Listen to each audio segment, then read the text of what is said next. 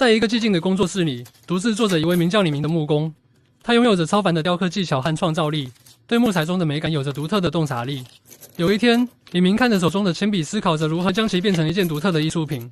他将铅笔细心地捆绑在木头上，然后调制了环氧树脂的混合物，将其倒入木头的空隙中。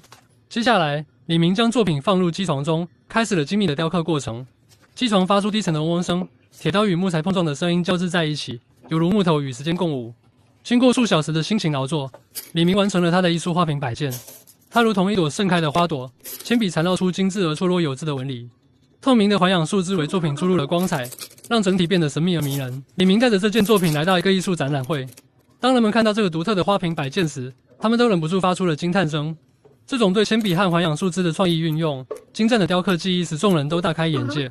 这个独特作品引起了展览会的瞩目和称赞。自那时起，李明的作品开始受到更多人们的关注。他深入研究和探索，不断尝试使用不同的材料和技术进行创作。他用木材、金属、石器等将艺术与实用有机结合，打造出令人叹为观止的作品。李明不满足于个人的创作，他希望自己的技艺能够得到更多人的认可和传承。他开始教授年轻的学徒，将自己的技术和工艺经验传给他们。他更是举办了一系列的工作坊和培训班，激发更多人对艺术的热情和创造力。日复一日，年复一年，李明的名字成为了木工界的耀眼之星。他的作品被众多收藏家和艺术爱好者追捧，展览活动盛况空前。他也成为了一个活生生的传奇，他的名字代表着创新和独特。然而，李明依然保持着对木材和艺术的热爱，他并不以自己的成功而骄傲自满。相反，他通过自己的作品，让更多人了解到木材的魅力和艺术的重要性。多年后，当人们回忆起李明时，他们会记住他那一双敏锐的眼睛和灵巧的双手。他的作品令人震撼和敬佩，他的热情和创造力激励着大家去追求自己的梦想。李明的故事证明了一件事：艺术的力量是无穷的，只要我们用心去发现，并将创意与技艺相融合，能够创造出让人惊叹的作品。他用木材和环氧树脂打造的花瓶摆件，将众人带入了一个崭新的艺术领域，让人们重新认识了创造力和想象力的重要性。他的作品为我们展示了艺术的魅力和无限的可能性。